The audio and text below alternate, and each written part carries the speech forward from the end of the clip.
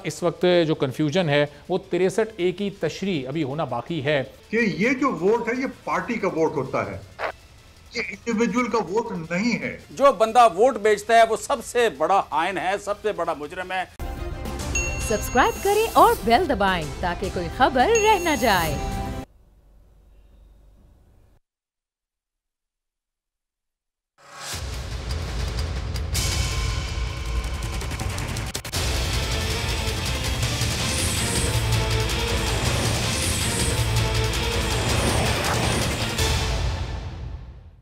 अस्सलाम वालेकुम, आप देख रहे हैं प्रोग्राम बस बहुत हो गया। मैं हूं अरबाब जहांगीर और अपोजिशन की जानिब से लाई गई तहरीके अदम एतमाद और अपने ही अरकान के मुनहरिफ हो जाने की वजह से वजीर आजम इमरान खान को पहली बार अपोजिशन के सामने इस वक्त बड़े इम्तिहान का सामना है। सियासी मामलात ऐवान में हल होने चाहिए थे, लेकिन इसके बजाय अब हुकूमत सुप्रीम कोर्ट पहुंच चुकी है और तहरीक इंसाफ की वफाकी हुकूमत ने आइन के आर्टिकल 63A की तशरीह के लिए सदारती रेफरेंस सुप्रीम कोर्ट में दायर कर दिया है, जिस पर लार्जर बेंच 24 मार्च को समाअत करेगा। चीफ जस्टिस उमर अता बंदियाल ने आज रिमार्क्स दिए और कहा कि आर्टिकल 63A पार्टियों के हुकूक की बात करता है, किसी को वोट देने से रोका नहीं जा सकता, अवामी मफाद में किसी सूरत समझौता नहीं होना चाहिए। सियासी जमातों को जलसे से रोकने के लिए सुप्रीम कोर्ट बार एसोसिएशन की दरखास्त पर समाअत के दौरान चीफ जस्टिस उमर अता बंदियाल ने रिमार्क्स दिए कि यह सारा कौमी असम्बली का अंदरूनी मामला है, इसलिए बेहतर होगा कि असम्बली की जंग असम्बली के अंदर ही लड़ी जाए।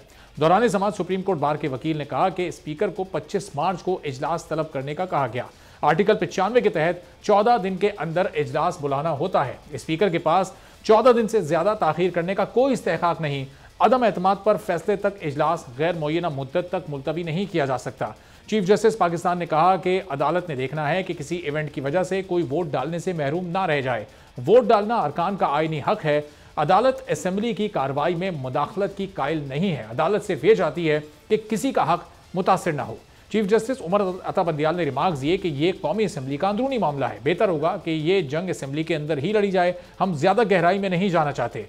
चीफ जस्टिस पाकिस्तान ने इस्तफसार किया कि सियासी जमातें बताएं कि वो क्या चाहती हैं। सियासी जमातें अपनी सियासी ताकत पार्लियामेंट में दिखाएं।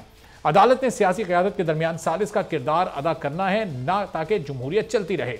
जस्टिस उमर अता बंदियाल ने मजीद कहा कि लोगों को लाकर किसी वोट डालने वाले को रोकने की इजाज़त नहीं देंगे। कोशिश करेंगे कि डी चौक पर जलसा ना हो और इकट्ठे बैठकर इत्तेफाक राय पैदा करें। फिर इसके कुछ देर बाद पाकिस्तान तहरीक ने जलसे का जो मकाम है उसको तब्दील कर दिया। अब ये जलसा परेड ग्राउंड में होने जा रहा है और हुकूमत ने यह कहा है कि अब हम डी चौक में जलसा करने नहीं जा रहे। लेकिन अब स्पीकर की जानिब से जो इजलास 25 तारीख को बुलाया गया, अपोजिशन भी कह रही है कि 14 दिन की मुद्दत थी, इसको 21 तारीख को बुलाया जाना चाहिए था। क्या ये गैर आईनी होगा? और फिर सबसे ज़्यादा इस वक्त जो कन्फ्यूजन है वो 63A की तशरीह अभी होना बाकी है। तो इसकी तशरीह मुख्तलिफ कानूनदान मुख्तलिफ अंदाज से कर रहे हैं। साबिक अटॉर्नी जनरल अनवर मंसूर साहब हमारे साथ मौजूद हैं, ज़रा उनसे जानते हैं कि वो किस तरह से इन तमाम मामलात को देख रहे हैं। अनवर मंसूर साहब, बहुत शुक्रिया प्रोग्राम के लिए आपने वक्त निकाला। अनवर साहब, ये सबसे पहले आर्टिकल 63A की अगर तशरीह आप कर दीजिए कि इसमें वाकई कोई इबाम मौजूद है, हुकूमत अदालत से रुजू कर रही है, आपके नज़दीक ये आर्टिकल 63A क्या कहता है, ज़रा पहले इसकी वजाहत कर दें। देखिए, इबाम इस तरह से है कि 63A के अंदर उन्होंने ये कहा है कि इन केस अगर कोई शख्स नो कॉन्फिडेंस के ऊपर वोट ऑफ नो कॉन्फिडेंस जो है वो मुखालिफ पार्टी को देता है या अपनी पार्टी के खिलाफ देता है, तो उस सूरत में वो डिफेक्ट समझा, जब वो डिफेक्ट कर गया है सही, और जब वो डिफेक्ट कर जाता है कोई शख्स, तो उसके बाद पार्टी लीडर जो है वो लिखेगा स्पीकर को और स्पीकर जो है वो इलेक्शन कमीशन को भेजेगा ना। इसका मतलब ये है कि वो वोट काउंट हो जाएगा। अगर वो वोट काउंट हो जाता है तो फिर प्रॉब्लम क्रिएट हो सकती है। तो इसलिए कोर्ट में गए हैं कि डिफेक्शन जो है वो गलत है और डिफेक्शन जो है वो आर्टिकल 62 के तहत खत्म हो जाना चाहिए बिल्कुल, और उसमें लाइफ लॉन्ग बैन होना चाहिए। एक तो उन्होंने ये कहा है बिल्कुल। दूसरा ये कि अगर 63A 1A पढ़ें तो उस पर लिखा हुआ है, दो चीजें दी हुई है उसके अंदर। उसने कहा कि अगर कोई मेंबर रिजाइन कर जाए जी, या कोई मेंबर पॉलिटिकल पार्टी किसी और की ज्वाइन कर ले या अलग हो जाए, तो उस सूरत में वो भी समझा जाएगा कि उसने डिफेक्ट कर लिया है ना। ये दो अलग अलग चीजें हैं, एक तो वोट देना और एक डिफेक्ट करना। इस वक्त जो है सिचुएशन ये हो गई है कि वो उस जो लोग डिफेक्ट कर गए हैं उन्होंने ऐलान कर दिया है। जब ऐलान कर देते हैं इसका मतलब ये हुआ कि उन्होंने जो कुछ भी चीज करनी थी वो कर चुके हैं ऑलरेडी। उन्होंने ये कह दिया है कि हम वोट इनको नहीं देंगे, हम वोट किसी और को देंगे, हम उनके साथ मिल गए हैं। इसका मतलब ये है कि आर्टिकल 63 ए कैपिटल ए 1 और स्मॉल ए जो है क्लॉज ए जिसको कहते हैं, उसके तहत वो डिफेक्ट समझे जाएंगे कि डिफेक्ट कर गए हैं। अच्छा। और अगर डिफेक्ट कर गए हैं तो उस सूरत में उनका वोट जो है वो काउंट नहीं होना चाहिए। इसलिए कि आर्टिकल 62 जो है वो ये कहता है, उसमें वो बहुत इंपॉर्टेंट है आर्टिकल 62, और वो आर्टिकल 62 ये कहता है कि अगर कोई शख्स गलत बयानी से काम लेता है तो वो राइटियस नहीं होता, ऑनेस्ट नहीं है, वो अमीन नहीं है ना। आज मुनीब अख्तर साहब ने सुप्रीम कोर्ट में ये कहा कि ये जो वोट है ये पार्टी का वोट होता है, ये इंडिविजुअल का वोट नहीं है।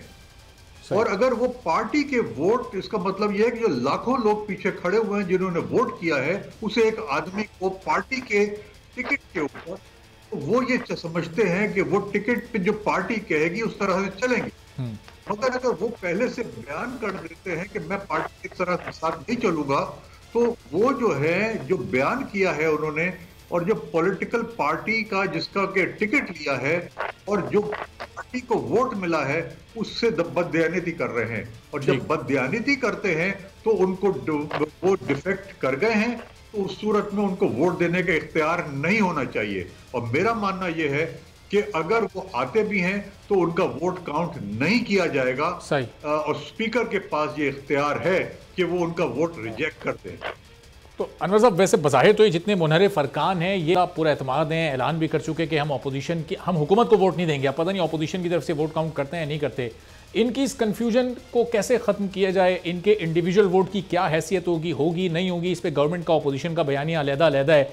आपकी नज़र में इनका वोट काउंट होगा या नहीं होगा? वो कि अभी आपने बताया कि नहीं होगा, तो अब ये बिल्कुल क्लियर हो जाए, अपने दिमाग को बिल्कुल क्लियर करने के, इनका अगर इन्होंने वोट कास्ट कर भी दिया हुकूमत के खिलाफ तो वो वोट काउंट नहीं होगा, वो माइनस हो जाएगा। देखिए, मेरे हिसाब से तो जिन लोगों ने ओपनली डिक्लेयर कर दिया है उनका तो वोट काउंट नहीं होना चाहिए। और यही नहीं बल्कि स्पीकर को अपना इख्तियार इस्तेमाल करना चाहिए कि उनका वोट को रिजेक्ट कर दे। आपको पता होगा कि ये सिमिलर सेनेट के अंदर भी हुआ था और उन्होंने वोट रिजेक्ट, आपको याद होगा जब ये सेनेट के अंदर वोटिंग हुई थी जो कि वोटिंग बैलेट बॉक्स के अंदर की गई थी, तो उस सूरत में उन्होंने कुछ वोट रिजेक्ट कर दिए थे। इस्लामाबाद हाई कोर्ट में वो चीज जाके चैलेंज हुई। इस्लामाबाद हाई कोर्ट ने कहा हमारा इख्तियार नहीं है, जो सेनेट का चेयरमैन ने कर दिया है वो उसका इख्तियार है और उसके बाहर नहीं आ सकते। आर्टिकल 69 बड़ा कैटेगोरिकल है कि जो चीजें वहां पे कर दी जाएंगी नेशनल असेंबली के अंदर, वो उसमें किसी कोर्ट का इख्तियार नहीं है। सिर्फ इख्तियार और महज इख्तियार जो है वो स्पीकर का है और स्पीकर को चाहिए कि वो रिजेक्ट कर दे उन वोटों को। नंबर 1। नंबर 2, 28 को वोटिंग नहीं हो रही है।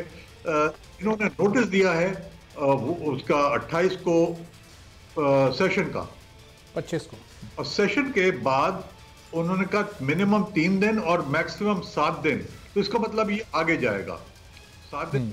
हाँ, तो ये वोटिंग। लेकिन अनवर साहब, ये हुकूमत इस वक्त रिजर्व सीट्स पर भी कुछ नई नामजदगियां करना चाहती है। जो रिजर्व मेंबर्स हैं वो भी इनमें शामिल हैं, लेकिन ज़ाहिर वो इलेक्टेड तो है नहीं। तो ये अभी जितना वक्त हुकूमत के पास इस वोटिंग से पहले है, ये पूरा प्रोसेस क्या इस मुकर्ररा वक्त में मुकम्मल हो सकता है? कानूनी तौर से हुकूमत इन लोगों को डिसीट कर सकती है, रिजर्व मेंबर्स को, इनकी जगह नए लोग ला सकती है? इसमें अभी कानूनी गुंजाइश है इसकी?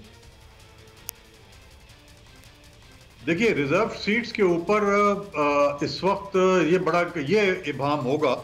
नॉर्मली जब एक वोट ऑफ नो कॉन्फिडेंस आ जाता है उसके बाद कोई कार्रवाई नहीं की जाती है as far as the election commission, as far as the national assembly is concern. मगर हाँ, करना चाहिए, कर देना चाहिए इमीडिएटली। लेट देम डिसएग्री, मगर मेरे ख्याल में इमरान खान को चाहिए कि वो जो है वो नामजद कर दें। और अनवर मंसूर साहब, ज़ाहिर है जब मुनहरिफ अरकान अगर वोट देते हैं और इनकी पार्टी इनके खिलाफ कार्रवाई करती है और फिर ये नाअहल हो जाते हैं, उसकी मुद्दत में भी फिर इबहाम है, वो अगले इलेक्शन तक के लिए नाअहल होंगे, उनको 2 टर्म्स के लिए नाअहल किया जाएगा, उसकी मुद्दत 10 साल होगी या वो ताहयात लाइफ टाइम होंगे। ये इबहाम भी ज़रा दूर कीजिएगा, ये कितनी मुद्दत के लिए नाअहली होगी? जी, जो जजमेंट आया था सुप्रीम कोर्ट का जिसमें उन्होंने लाइफ वो दिया था, उसके अंदर 2 चीजें क्लियर लिखी थी। उसमें ये लिखा था कि जिस प्रोविजन के अंदर मुद्दत मेंशन है उस सूरत में वही मुद्दत होगी जो कि मेंशन, अगर वो मुद्दत मेंशन नहीं है उस प्रोविजन के अंदर, तो उस सूरत में ये लाइफ बैन होगा। ये है बड़ी वजाहत के साथ। तो इस लिहाज से चूंकि इसके अंदर कोई मुद्दत मेंशन नहीं है और 62(1)(f) के अंदर, तो इसलिए ये लाइफ बैन की तरफ जाएगा। ठीक है। अब अनवर साहब, ये जो स्पीकर असद कैसर साहब ने सेशन कॉल किया है, ये इन्होंने 25 मार्च के लिए किया है। 14 रोज़ जो अदम एतमाद की मुद्दत बनती थी वो बनती थी 21 मार्च तक। तो ये अब क्या, ये जो 2 आइन की शिकें हैं, एक 54(3) है, एक 254 है, अब ये सिलसिले में क्या कहती हैं? क्या स्पीकर ने आइन से इनहराफ किया है ये अमल करके? बिल्कुल गलत जो लोग कह रहे हैं, ये बिल्कुल गलत बात कर रहे हैं। उसमें 54(3) में ये लिखा हुआ है कि वो समन करेगा मीटिंग 14 दिन के अंदर, और उसके आगे जो जुमला लिखा है वो बहुत इंपॉर्टेंट है, मैं पढ़ देता हूं ताकि आपको उसमें वजाहत हो जाए। 54 कहता यह है कि ऑन रिक्विजिशन वगैरह वगैरह जो कुछ भी है उसमें देगा membership the national the speaker shall summon the national assembly to meet at such time and place as he thinks fit. At such time and place मतलब ये है कि वो इख्तियार स्पीकर का है कि वो किस वक्त और कहां बुलाएगा। और नोटिस जो देना, समन देना जो था, वो 14 दिन में देना है रिसीट ऑफ द रिक्विजिशन से। तो समन उन्होंने असेंबली कर ली 14 दिन के अंदर, 25 तारीख उन्होंने दे दी कि ये 25 तारीख को आएंगे। तो दोनों चीजों के हिसाब से कॉन्स्टिट्यूशन की जो शिक है उसमें वाज़े तौर पर लिखा हुआ है कि ये स्पीकर का वो है कि वो देगा डेट और टाइम, मगर नोटिस उसको 14 दिन के अंदर दे दिए जो उसने दे दिया है। तो इसलिए उसने कॉन्स्टिट्यूशन के प्रोविजन से इनहराफ नहीं किया है। ठीक है। तो अनवर साहब, इसका मतलब ये जो 25 मार्च को होने जा रहा है, जो स्पीकर साहब ने कॉल किया, वो बिल्कुल आईनी इजलास होगा। ये जो 14 दिन की बाउंडिंग है, ये आसान लफ्जों में सिर्फ नोटिस यानी समन तक है, ये इजलास बुलाने की हद तक नहीं है, ऐसा ही है? बिल्कुल सही कह रहे हैं आप, ये ऐसा ही है। ये सिर्फ नोटिस की हद तक है, और जो इजलास की तारीख मुकर्रर करनी है वो सिर्फ और सिर्फ स्पीकर ने करनी है, जो उसने की है। और फिर अनवर साहब, जो इजलास ये 25 शुरू हो जाएगा, फिर इसको 7 दिन के अंदर की मुद्दत में ख़त्म करना है ना स्पीकर साहब को। फिर ये 7 दिन से ज़्यादा एक्सीड नहीं कर सकता। यहाँ तो उन्होंने चले ये 25 को बुला लिया, 25 के बाद 7 दिन बाउंडिंग है, स्पीकर की जिम्मेदारी है इस इजलास को ख़त्म करने की। जी, उसके अंदर बहस होगी 3 दिन से लेकर 7 दिन तक। मिनिमम 3 दिन है और मैक्सिमम 7 दिन है, और उसके बाद वोटिंग की जाएगी। ठीक है, चलें, बहुत बहुत शुक्रिया। अनवर मंसूर साहब हमारे साथ मौजूद थे, साबिक अटॉर्नी जनरल, माहिर कानून। बड़ी वजाहत के साथ उन्होंने बता दिया कि 25 मार्च को जो इजलास बुलाया जा रहा है बिल्कुल गैर आईनी नहीं है। आज सुबह से हम देख रहे थे कि अपोजिशन की जमातों के बहुत सारे अहम रहनुमा ये कह रहे थे ये इजलास गैर आईनी होगा, 21 मार्च को ये बुलाया जाना चाहिए था, 25 मार्च बहुत ज़्यादा आगे बढ़ा दी गई है। लेकिन अनवर मंसूर साहब ने बड़ी इसकी वजाहत की कि 14 दिन के अंदर स्पीकर को समन करना होता है और टाइम और वक्त का तयन वो खुद करते हैं। सलीम मांडवीवाला साहब पाकिस्तान पीपल्स पार्टी के सीनियर रहनुमा हमारे साथ मौजूद हैं। पाकिस्तान तहरीक इंसाफ से जमशेद इकबाल चीमा साहब हमारे साथ मौजूद हैं। सलीम मांडवीवाला साहब, ये अभी अनवर मंसूर साहब से गुफ्तगू हो रही थी, बड़ी वजाहत उन्होंने कर दी कि ये 25 तारीख को जो इजलास होने जा रहा है, एक तो ये बिल्कुल आईनी है, फिर जो मुनहरिफ अरकान जो आप लोग के साथ आकर अपोजिशन के साथ वोट देने का प्लान इस वक्त बना रहे हैं, वो अगर ये तय कर चुके हैं, वो सोच चुके हैं, तो उन पर वो डिफेक्शन लॉ एप्लीकेबल हो सकता है, होना चाहिए, अनवर साहब ने कहा है। क्या रिस्पॉन्ड करेंगे आप उनकी इस बात पर? देखें, मैंने अपनी पॉलिटिकल हिस्ट्री में कभी ये नहीं देखा मेरे पे खुद नो कॉन्फिडेंस हुआ है, चेयरमैन सेनेट के ऊपर नो कॉन्फिडेंस हुआ है, और जितने नो कॉन्फिडेंस हुए हैं वो विद इन 14 डेज आपको इजलास बुलाना है, within 14 days, it's clearly written. और अनवर मंसूर साहब कैसे इसको इंटरप्रेट कर रहे हैं मुझे नहीं समझ में आ रहा। तो ये वायलेशन हुई है, ये वायलेशन रूल्स की हुई है, नेशनल असेंबली के रूल्स की हुई है कि आप विद इन 14 डेज के अंदर, विद इन का वर्ड इस्तेमाल हुआ है, विद इन, ये नहीं कि 14 डेज के बाद आप जब मर्जी इजलास बुला लें, कहीं नहीं लिखा हुआ है। तो ये पहली वायलेशन तो बड़ी क्लियर की है स्पीकर ने, और मैं समझता हूं कि स्पीकर के खिलाफ नो कॉन्फिडेंस होना चाहिए, डिप्टी स्पीकर के खिलाफ नो कॉन्फिडेंस होना चाहिए, और उसमें ये लिखा, उस नो कॉन्फिडेंस में ये लिखना चाहिए कि जी इन्होंने कॉन्स्टिट्यूशन की वायलेशन की है, इन्होंने पार्लियामेंट के रूल की वायलेशन की है, और इनको हटाया जाए हर हालत में। और मैं समझता हूं कि ये इसकी कोई और इंटरप्रेशन नहीं है, चाहे जो भी वकील, जो भी माहिर कानून ये इसकी इंटरप्रेशन करें, क्योंकि मैं इस मरहले से गुजर चुका हूँ और मैं खुद नो कॉन्फिडेंस के थ्रू गुजर चुका हूं। सलीम अहमद साहब, ये कहना, हाँ, स्पीकर और डिप्टी स्पीकर के खिलाफ अगर ये ऑपोजिशन लेकर आती है नो कॉन्फिडेंस मोशन, तो ये जो आपके साथ हुकूमत के मुनहरिफ अरकान मौजूद हैं, ये उसमें भी वोट करेंगे? चूंकि ये इनकी जो शिकायत, तो इनके जो तहफ़्फ़ुज़ात हैं वो सिर्फ इमरान खान साहब की हद तक और हुकूमत की हद तक हैं, तो वो उनसे भी ऐसे ही गुस्से में उनके खिलाफ भी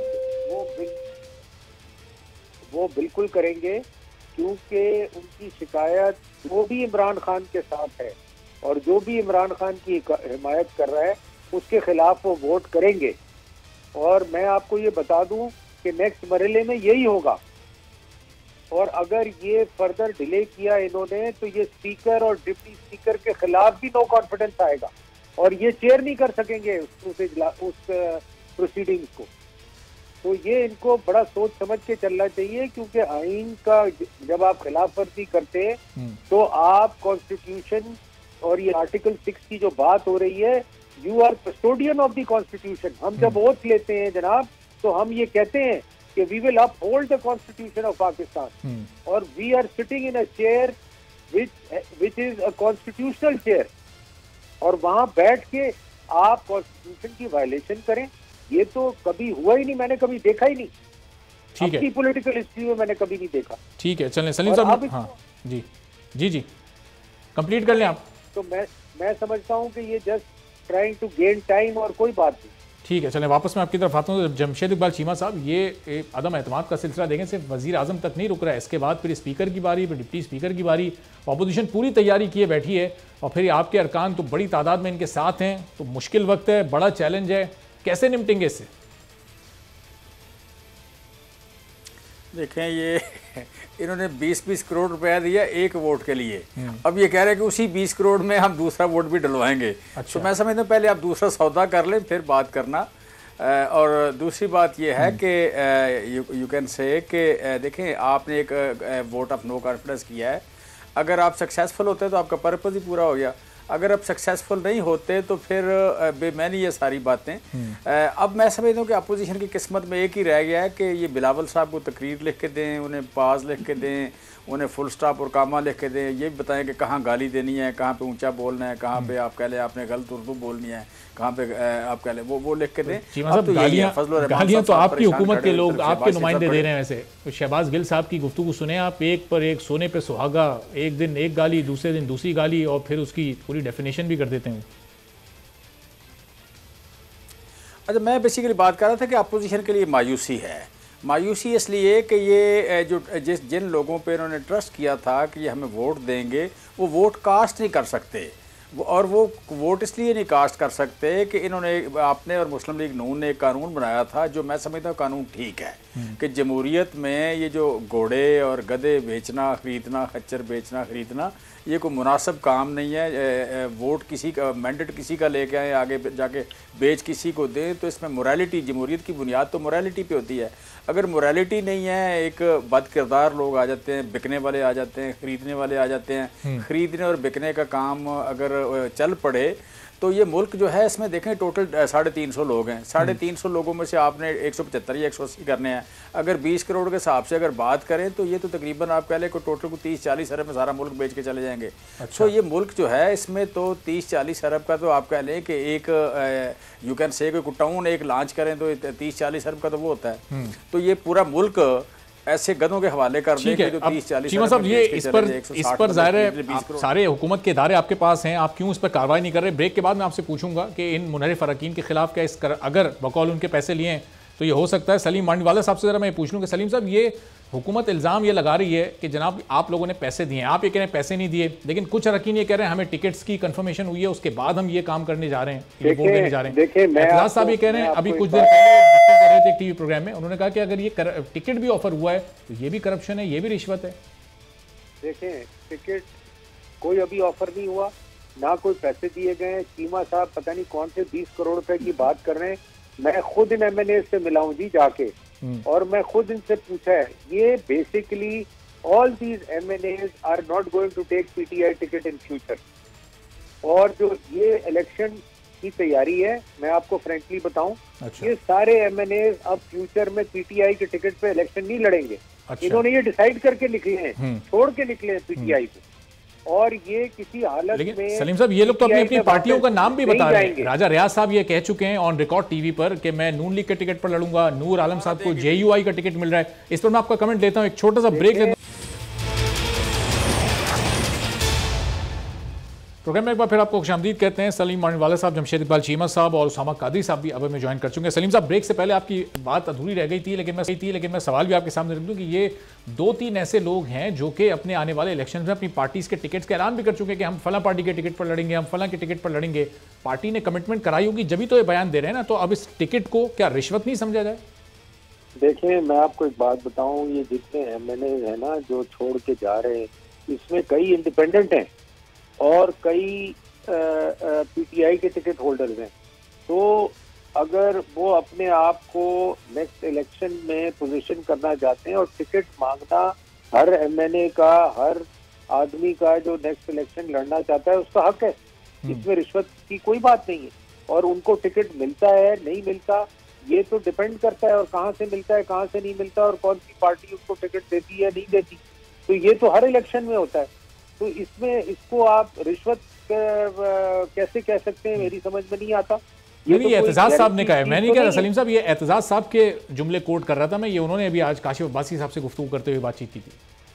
नहीं देखें, एतजाज साहब का व्यू हो सकता है कि ये रिश्वत है, बट मैं नहीं समझता। और दूसरा जो चीमा साहब घड़ी घड़ी कह रहे हैं 20 करोड़ रुपए दिए, 20 करोड़ रुपए दिए हैं, मुझे नहीं पता। और मेरी जितनी इन MNA से बात हुई है, not only PTI MNA but independent MNA, कोई पैसे की लेन देन नहीं हुई। अच्छा। और ये सिंध हाउस का भी मैं आपको बता दूं ड्रामा क्या है।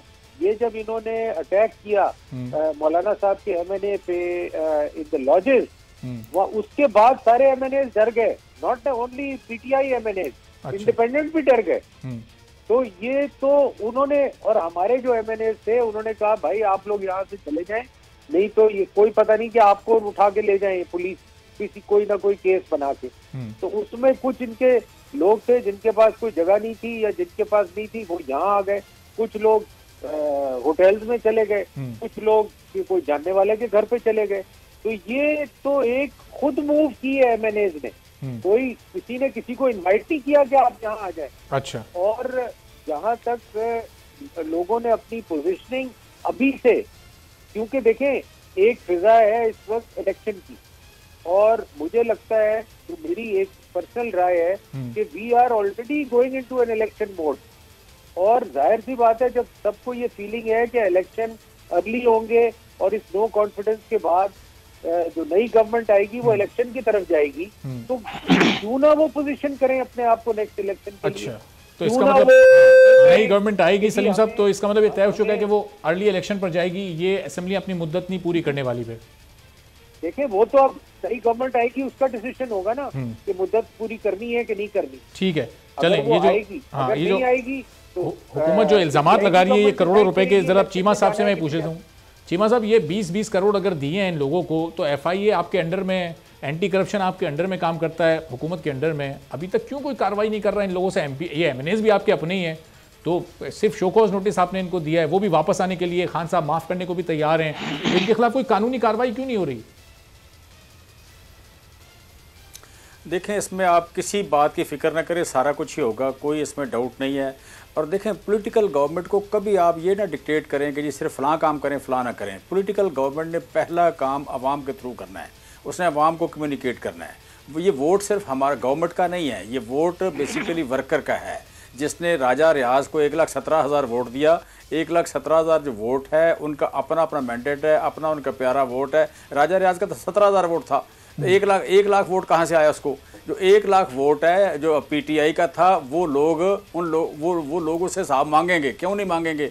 सो बेसिकली आप कह लें कि आप हमें गाइड करें कि जनाब आप लोटा ना लटकाएं, उसके घर लोटा फेंकें ना, उसके घर जुलूस ना निकालें, उसे कहें कुछ ना, उसे मोअज़्ज़ज़ रुकन कहें। भाई वो 2 टके का आदमी है, वो चोरी की है उसने, वो जाके एक अमानत में खयानत करता है, मैंडेट किसी का है, अमानत किसी की है, बेचता किसी को है।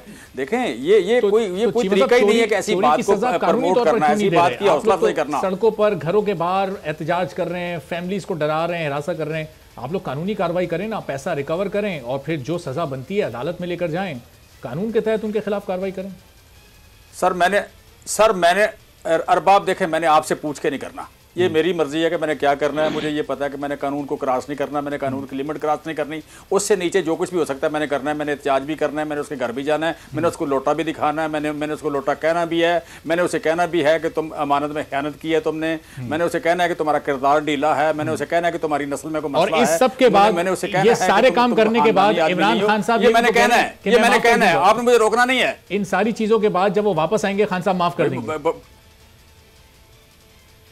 देखें, आपने इस मुल्क की हुकूमत चलानी है। यहाँ पे आपने यू कैन से कि बड़े गैर ख़ानदानी लोगों को भी माफ़ किया जा सकता है बाज़ औक़ात, और आप कह लें कि बड़े बड़े ढीले किरदार के लोगों को भी माफ़ किया जा सकता है, लेकिन उससे किरदार तो उनका ठीक नहीं हो जाता, उससे उसके वो अमानतदार तो नहीं हो जाते, उनको दोबारा अमानत नहीं दी जा सकती, उनको किरदार बाकिरदार नहीं समझा जा सकता, उनको ख़ानदानी नहीं कहा जा सकता। वो नहीं कहेंगे, हम कभी भी नहीं कहेंगे, we will never say them.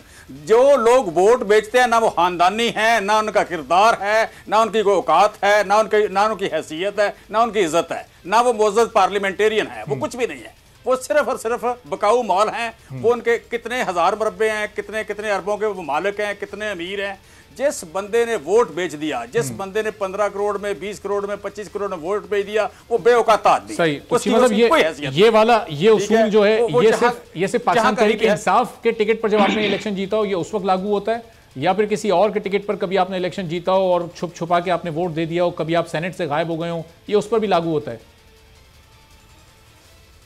It's everywhere. मैं किसी पार्टी की बात नहीं कर रहा, मैं किसी पार्टी की बात नहीं कर रहा। मैं समझता हूँ इस मुआशरे से ये काम खत्म होना चाहिए। ये कोई ताजरों का मुआशरा नहीं है, ये मुअज़्ज़ज़ पार्लियामेंटेरियन का मुआशरा है। वोट सबसे बड़ी इज्जत है। किसी बंदे को मिलने वाली सबसे बड़ी इज्जत जो है वो इंसानों का अपनी किस्मत आपके हवाले करना है, वो वोट है। जो बंदा वोट बेचता है वो सबसे बड़ा आयन है, सबसे बड़ा मुजरिम है, सबसे कम। ठीक है, चलें चीमा साहब, देखेंगे कि कानूनी तौर पर इन तमाम लोगों के खिलाफ क्या कार्रवाई होगी। मैं जरा वापस आपकी तरफ आता हूँ। सामा कादरी साहब, ये जब से मुनहरिफ अरकान अपोजिशन के हाथ लगे हैं, उसके बाद से ऐसा लग रहा है कि इत्तेहादियों की वैल्यू कुछ कम हो गई है। काफ लीग से, आप लोगों से इनके राब्ते जरा कुछ कम हो गए, तवज्जो अब ज्यादा उनकी तरफ है। लग रहा है नंबर गेम इनका पूरा हो गया आपके बगैर भी। बहुत शुक्रिया अरबाब साहब। मेरा ख्याल है अगर ऐसा है तो भी 100 बिस्मिल्लाह। इसमें कोई, मेरा ख्याल एमक्यूएम तो किसी के पीछे नहीं जा रही, बल्कि एमक्यूएम ने अपोजिशन की या हुकूमती जमात के लोगों से या इत्तेहादियों से जो भी मुलाकातें की हैं, उन्होंने सिंध का मुकदमा और कराची का मुकदमा उनके सामने रखा है कि 13-14 साल में सिंध के साथ, सिंध के शहरी इलाकों के साथ जो मसाइल हुए हैं उनको भी जो है सरफ नज़र न किया जाए, उनके ऊपर भी नज़र रखी जाए और देखा जाए। तो मेरा ख्याल एमक्यूएम अपने पहले इस फेज में तो मुकम्मल कामयाबी के साथ जो है आगे बढ़ रही है। देखिए, हम इत्तेहादी हैं, जब भी आज भी जो है हुकूमत जो है ये कहने में हक बजानिब है कि वो जो है आज कायम है, तो मेरा ख्याल इसमें फिल वक्त दो राय नहीं है। लेकिन अगर अहमियत एमक्यूएम की कम हो जाए तो मैं आपको ये बिल्कुल वाज़ेह तौर पर बता दूं कि आज जो अपोजिशन की जमातें और हुकूमती जमात है जो कोर्ट, सुप्रीम कोर्ट गई हैं, तो मैं ये समझता हूँ कि अब एमक्यूएम की अहमियत जो है पहले से कहीं ज्यादा जो है वो बढ़कर सामने आएगी। अच्छा, एमक्यूएम को, हाँ बिल्कुल यकीनन।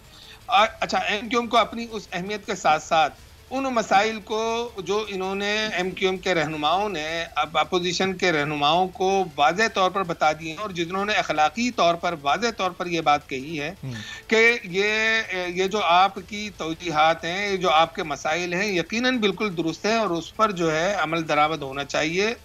तो अब MQM ने अपनी बात ये रखी है कि किसी भी सूरत में अगर वो अपोजिशन के साथ आती है तो सिर्फ एक वजह होगी कि सिंध के शहरी इलाकों के मसाइल और सिंध के एक गरीब आम आदमी के मसाइल के हल में ये बड़ी जमातें जो चाहे किसी भी सूबे से ताल्लुक रखती हों, अपोजिशन की जमातें हों, वो इसमें अपना किरदार अदा करें इन मसाइल के हल होने में। क्योंकि इस वक्त जो डिफरेंसेस हैं वो और सूबों के मुकाबले में सूबा सिंध में जो 2 लिसानी इकाइयों के मसाइल हैं उनमें जो डिफरेंसेस पैदा हो चुके हैं उसमें कमी लाने के लिए इंतहाई जरूरी है। और उसामा साहब फिर गारंटीज की क्या होगी कि ये जो जमातें इस वक्त आपके साथ अभी मुआहदे कर रही हैं, कुछ गारंटर भी बन रहे हैं, मौलाना साहब या नून लीग गारंटी ले भी ले पीपल्स पार्टी की, तो कल ये वही काम नहीं करेंगे जो ये अब तक करते हैं आपके साथ, जो अभी इनको आपसे अभी आपको जो इनसे शिकायत तहफ़्फ़ुज़ात जो अभी पिछला ट्रैक रिकॉर्ड है इनका? देखिए, अखलाकी तौर पर तो मौलाना फजलुर रहमान साहब हों या शहबाज शरीफ साहब हों या दीगर और हुकूमती इत्तेहादी जमातों के अकाबिरीन हों, उन सब ने इस मौक़िफ़ की तो तायद कर दी है कि MQM के जो मसाइल हैं वो यकीनन हल तलब है और होना चाहिए। उसमें गारंटी की बात जो है वो तो मेरा ख्याल ये है कि किसी सियासी जमात से नहीं बल्कि आईनी और अदालती और कानूनी जो रास्ता है उसके जरिए तो हम कोई गारंटी ले सकते हैं। अखलाकी तौर पर तो हम इन रहनुमाओं को कि जिनके सामने ये सारे मसाइल रखे गए हैं उनको सिर्फ अखलाकी एक जवाब के बनाया जा सकता है कि जी ये मसाइल हैं, इनके हल के लिए अगर अगर अगर अगर अपोजिशन की जमातें चाहती हैं कि MQM के इन मसाइल का सद्देबाब होना चाहिए तो मैं समझता हूँ लेजिस्लेशन शुरू कर देनी चाहिए सूबा सिंध में। अच्छा, MQM के मसाइल क्या है? हाँ। अच्छा उसामा साहब, ये जो मसाइल हैं ये आप एक छोटे से ब्रेक के बाद जरा ये सामने रखिए, पूरा आपको मौका मिल सके, बात भी आपकी फिर दरमियान में डिस्टर्ब ना हो, और फिर ये अपोजिशन की जमातों पर कितना आपको एतमाद है। कल मौलाना साहब आपसे दोपहर में एक मुलाकात करने आ रहे हैं और वो ज़रा ये बता रहे हैं कि वो बाज़ाब्ता तौर पर हुकूमत से अलहदा होने की दरख्वास्त करेंगे। MQM का उनको क्या जवाब होगा? एक ब्रेक के बाद वापस आते हैं। सलीम मानी वाला साहब का बहुत शुक्रिया, जमशेद इकबाल चीमा साहब और उसामा कादरी साहब हमारे साथ मौजूद हैं।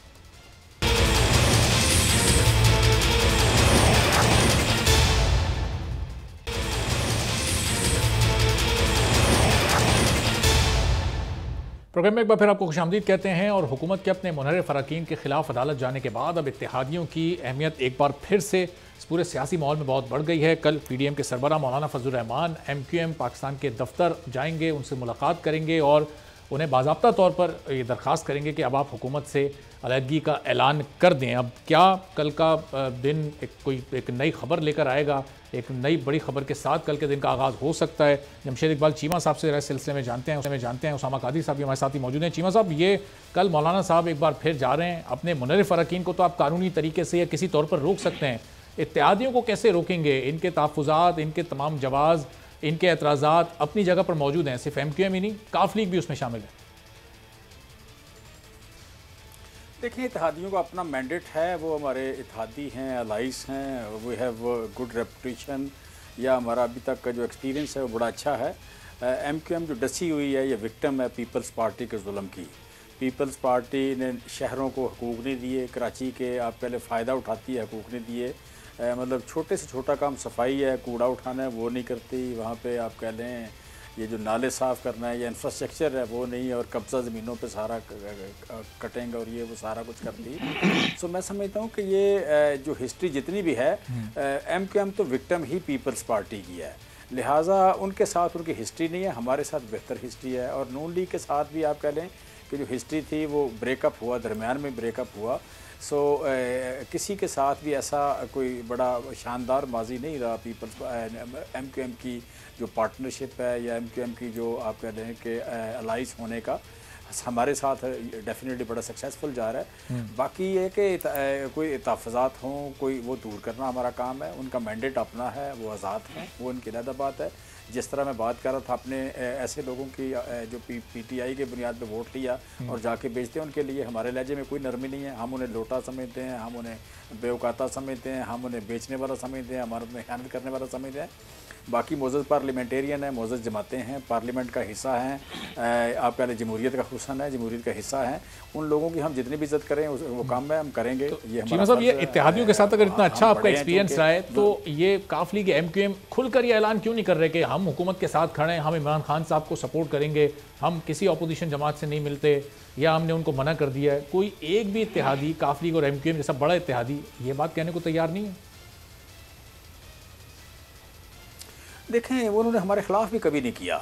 तो बाकी यह है कि देखें, इसमें सियासत में यू कैन से कि जब जो मैक्सिमम शेयर है, या आप कह लें कि अपने इलाके के जो मैक्सिमम मसाइल हैं, मसाइल देखें, वसाइल थोड़े होते हैं, मसाइल ज़्यादा होते हैं, स्पेशली गरीब दुनिया में। तो आज अगर कराची में जितना भी आप कितने 100 रुपये लगाते हैं वो भी कम होगा। सच्ची बात है, जितने पुराने मसाइल हैं। तो जिन लोगों के पास मैंडेट है कराची का, जो लोग वोट लेते रहे हैं, यकीनन उनकी ख्वाहिश होती है ज़्यादा से ज़्यादा मसाइल हल हो जाएँ। तो ये जो तफ़ज़ात या शिकायत वो रहती हैं, कम्युनिकेशन की भी होती हैं, कामों की भी होती हैं, इंफ्रास्ट्रक्चर की, डेवलपमेंट की होती हैं, PSTP की होती हैं, फिर अहमियत की, इज़्ज़त की होती हैं। और सियासतदान तो एक ठीक है, ये शिकायत इतनी शदीद क्यों हो गई कि इत्तेहादी हुकूमत का साथ देने को तैयार नहीं? चीमा साहब, मैं वापस आपकी तरफ आता हूँ, जरा पॉइंट आपका आ गया। अभी ये उसामा कादरी साहब, चीमा साहब कह रहे हैं कि बहुत अच्छा एक्सपीरियंस रहा है PTI के साथ, PTI के इत्तेहादी के साथ। जी चलिए, कंप्लीट कर लें जल्दी से चीमा साहब। मैं कह रहा हूँ कि वो जी मैं कह रहा हूँ कि वो आप कह लें कि यू कैन से कि इज़्ज़त हमने दी है और देनी चाहिए डेफिनेटली। और ठीक है, we have a good experience with them. अच्छा, तो उसामा कादरी साहब, हुकूमत का आपके साथ बड़ा अच्छा एक्सपीरियंस रहा, आप लोगों का भी जवाब ये है कि आपका भी बड़ा अच्छा एक्सपीरियंस रहा, और इस हुकूमत के साथ जो माजी की हुकूमतें थी, क्या उससे बेहतर एक्सपीरियंस रहा आपका पीपल्स पार्टी और नून लीग से? किस तरह से रेट करेंगे इन तीनों पार्टियों को वर्किंग रिलेशनशिप के एतबार से?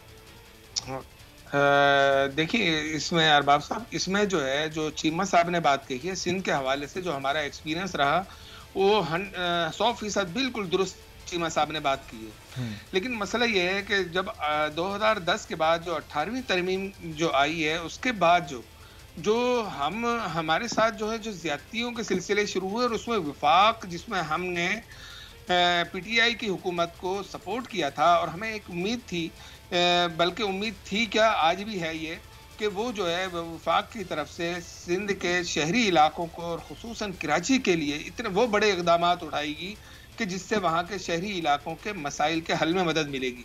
लेकिन जब 18वीं तरमीम वफाक के भी आड़े आ रही है, तो फिर उसके लिए आईनी और कानूनी रास्ता PTI की हुकूमत को सोच लेना चाहिए था, क्योंकि हम उसके बड़े इत्तेहादी थे, सबसे बड़े इत्तेहादी थे और सबसे अच्छे इत्तेहादी थे।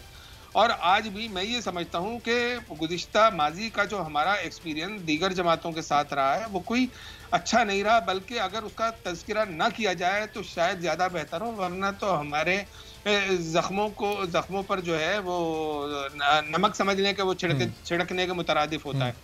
तो मैं उसके बावजूद मैं ये कहूँगा कि अगर आज की सूरत हाल में अगर कोई ऐसा अमल होता है कि जिससे सिंध के शहरी इलाकों के अवाम में अगर पाकिस्तान की पॉलिटिकल जमातों के अकाबिरीन रहनुमा अगर बैठकर वो संजीदगी के साथ इस पर सोचते हैं कि इन मसाइल का हल आज नहीं तो कल निकलना है, नहीं तो ये डिफरेंसेस जो दो लिसानी इकाइयों के दरमियान है ये कहीं बढ़कर ऐसे ना हो जाएं कि जिससे मुल्क की सालिमियत के लिए नुकसानदेह चीजें हों। तो मैं समझता हूं कि ये तमाम अकाबिरीन की नजर में होना चाहिए, सियासी रहनुमाओं की नजर में होना चाहिए कि ज्यादती का अमल इस हद तक होना चाहिए कि वो जो है उसको एक हद तक बर्दाश्त सियासी जमातें बर्दाश्त करने, लेकिन जब वो निचली सतह पर चला जाए तो वहां पर जो लिसानी मसाइल और दीगर मसाइल अगर खड़े हो जाए तो वो मुल्क की सालमियत के लिए नुकसानदेह होते हैं। इस वक्त हुकूमत जो है, वफाकी हुकूमत इस वक्त आपके तहफ़्फ़ुज़ात और एतराज़ात को कैसे ख़त्म कर सकती है? खान साहब कुछ करें, हुकूमत कुछ करे, एक्सपेक्टेशन आपकी क्या है कि ये क्या ऐसा अगले 3-4 रोज़ में करें कि आप 28 तारीख को इनके साथ इनके हक में खड़े हो जाएं? देखिए, वफाकी हुकूमत के साथ हम 3.5 साल, पौने 4 साल तक सिर्फ हमने एक ही बात की है कि खान साहब आप जो है कराची के मसाइल को एड्रेस कीजिए, कराची के लिए आईनी और कानूनी कोई रास्ता निकालिए के और निकल सकता था। मैं समझता हूं कि काफी रास्ते थे, लेकिन मेरा ख्याल ये है कि इस वक्त इस जमूद का शिकार जो है पीटीआई थी और मुल्क जो है वो इतना इस गड्ढे में फंसा हुआ था कि उसको निकालने में शायद उन्होंने जो है वो कराची की तरफ और अपने इत्तेहादियों की तरफ ये रास्ता अभी निकल सकता है, उस तरफ अभी निकलने की गुंजाइश है इस रास्ते के। देखिए, मैं ये समझता हूँ कि जब भी हमारी बात हुई शहर के मसाइल के हवाले से, तो 18वीं तरमीम, चाहे असद उमर साहब हों या दीगर रहनुमा, उनके साथ जब भी बात होती थी तो 18वीं तरमीम। देखिए, हमारा मसला ये नहीं है कि आप जो है चंद करोड़ रुपए दे दें और ये बोले कि इसे डेवलपमेंट करा लो। कराची चंद करोड़ रुपए का मोहताज नहीं है। इसके लिए वो बुनियादी इकदाम किए जाने चाहिए थे कि जो 70% विफाक को रेवेन्यू दे रहा है, तो हमें खान साहब से ये उम्मीद थी कि वो इंसाफ के तराजू को हाथ में लेकर और ये फैसला करते हैं कि वो जो है इस शहर के लिए मुझे काम करना है ताकि इस मुल्क की मईशत भी मजबूत हो और इस मुल्क के इसको इस्तेहकाम भी मिले। शायद वो ये नहीं कर पाए। और अगर तो उसामा साहब कल जब मौलाना साहब आएंगे तो वो फिर उनको खाली हाथ लौटाएंगे, आप उम्मीद से लौटाएंगे या उनकी झोली भर देंगे कल? मौलाना फजलुर रहमान साहब काबिल एहतराम शख्सियत हैं, सियासी तौर पर भी, इल्मी और दीनी हवाले से भी। तो मैं ये समझता हूँ कि वो हमारे घर पर आ रहे हैं। हमारी इनसे हमारे रहनुमाओं की मुलाकातें कई हो चुकी हैं और यकीनन वो जो आ रहे हैं तो उनके मद्देनज़र एक ही चीज़ होगी कि कुछ ऐसा मैकेनिज्म बनाया जाए कि जिससे MQM अब जो है सिर्फ ज़बानी कलामी खर्चों पर या लिखे हुए सहीफे के ऊपर मुतमईन नहीं होगी। अब MQM कुछ अमली तौर पर इक़दाम चाहती है। सही है उसामा साहब, जरा वक्त थोड़ा कम है, चीमा साहब का मैं आखिर में पॉइंट ऑफ व्यू ले लूँ। चीमा साहब, ये अब देखें MQM आपके सामने अपने तहफ़्फ़ुज़ात बता रही है। खान साहब ने किस तरह से कराची को नज़रअंदाज किया, जो उम्मीदें थी वो पूरी नहीं हुई। अगले 10 ये जो महीने हैं, 12 महीने जो बचते हैं, अगर ये अदम एतमाद आप पास कर जाते हैं तो फिर ये उम्मीदें पूरे करने के मूड में हैं आप, या फिर नज़रअंदाज कर देंगे इन इत्तेहादियों को? नहीं, हम नज़रअंदाज नहीं। मैंने पहले भी कहा कि बेसिकली वसाइल थोड़े होते हैं, मसाइल ज़्यादा हैं और कई दहाइयों से जो मसाइल को पैसे पुश डाला गया हो, इग्नोर किया गया हो जानबूझ के, तो वहाँ मसाइल ये डेफिनेटली ज़्यादा हो जाते हैं। फिर ये कि आपका कमर्शियल हब है कराची, जो है वो एक बिज़नेस सिटी है, पोर्ट सिटी है। पोर्ट सिटी की जो ज़रूरियात हैं वो नहीं पूरी की गई। उसके ट्रैफिक की बात करें, वहाँ पे सिविक फैसिलिटीज़ की बात करें, पानी की बात करें, वहाँ एनवायरनमेंट की बात करें, लॉ एंड ऑर्डर की बात करें, वहाँ पहले जदीद इंफ्रास्ट्रक्चर की बात करें, वहाँ के एयरपोर्ट्स की बात करें। ठीक है, चलें, वक्त बिल्कुल खत्म हो गया। बहुत बहुत शुक्रिया जमशेद इकबाल चीमा साहब, उसामा कादरी साहब। मैं मानूँ कि आपने गुफ्तगू सुनी और कल देख सामने आती है। आज के प्रोग्राम से इजाज़त दीजिए। अल्लाह हाफ़िज़।